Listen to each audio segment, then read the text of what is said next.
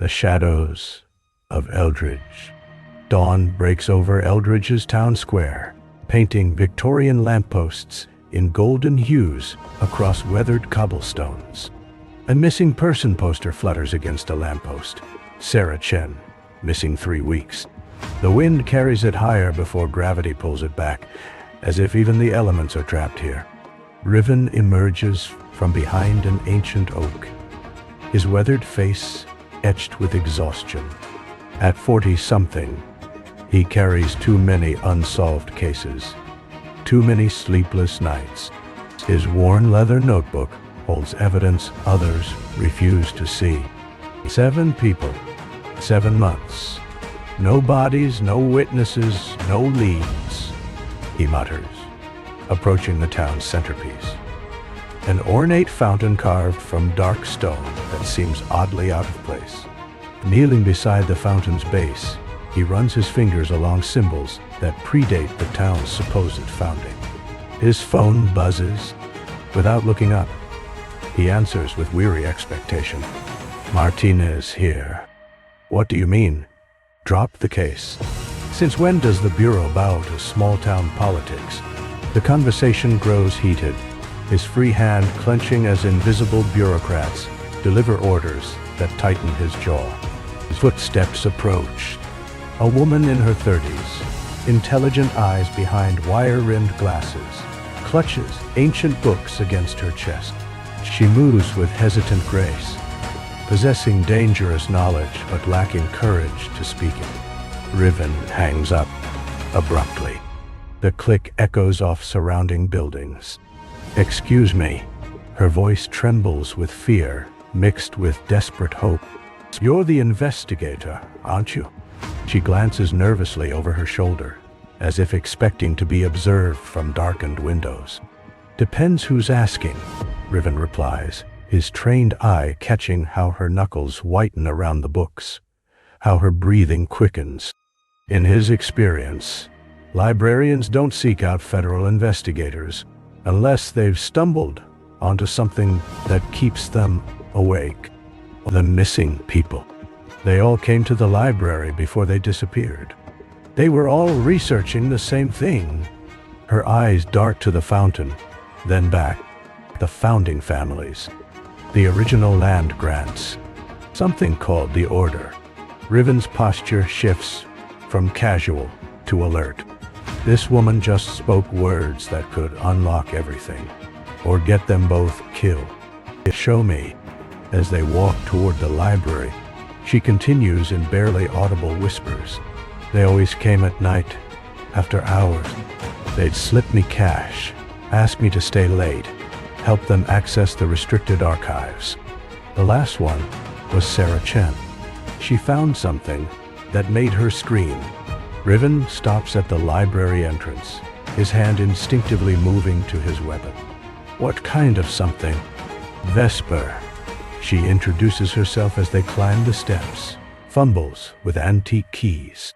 Photographs from the 1920s showing the same people who run this town now, looking exactly the same age. And documents.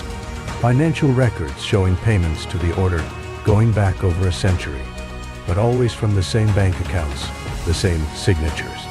The massive oak doors grown open. Inside, the space feels more cathedral than small-town library.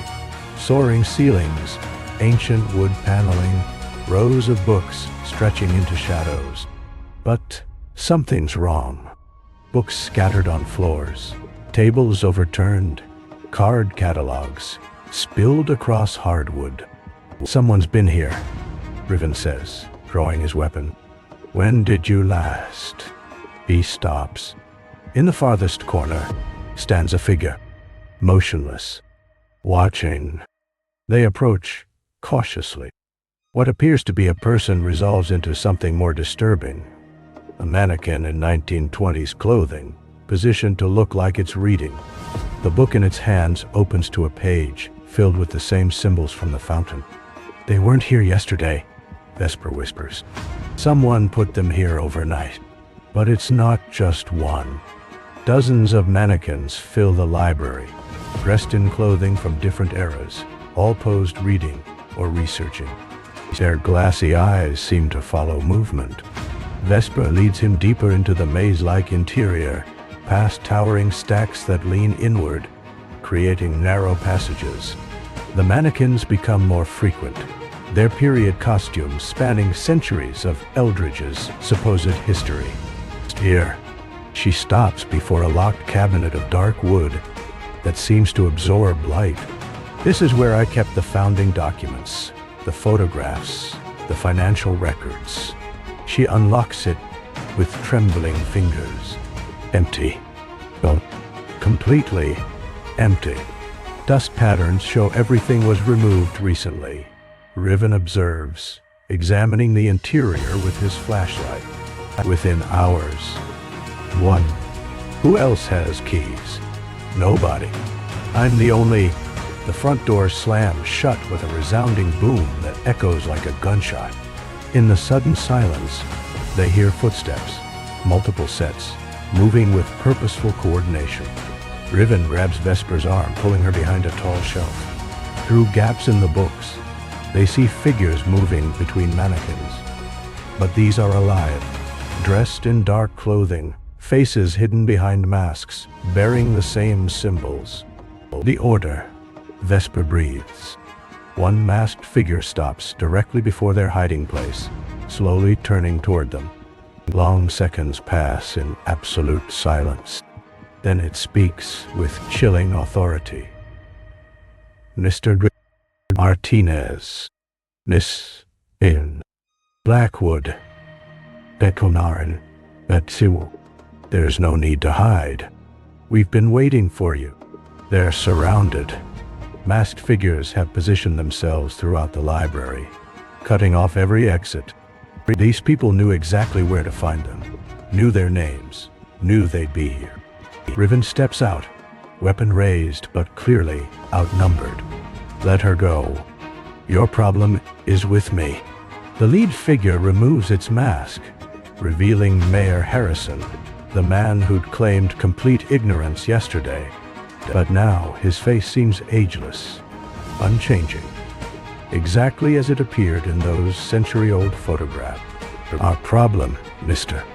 Martinez, is that you refuse to understand the natural order, Harrison says, his voice carrying odd resonance. Eldridge exists in perfect balance. We take what we need to sustain that balance.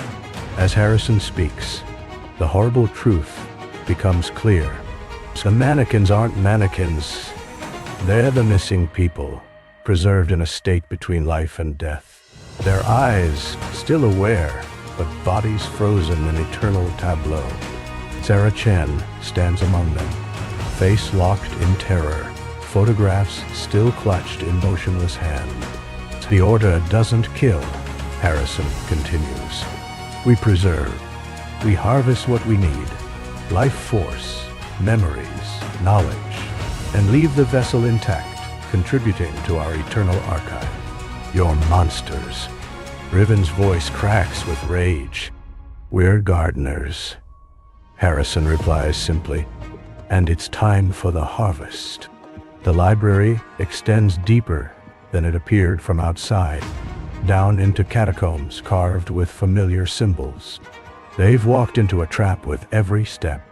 Vesper grabs a heavy tome, hurling it at the nearest window. Glass explodes outward, but instead of morning light, the broken window reveals absolute darkness, as if the library exists outside normal reality. Riven raises his weapon, knowing it won't be enough, while Vesper clutches a fallen photograph showing Eldridge's founding fathers.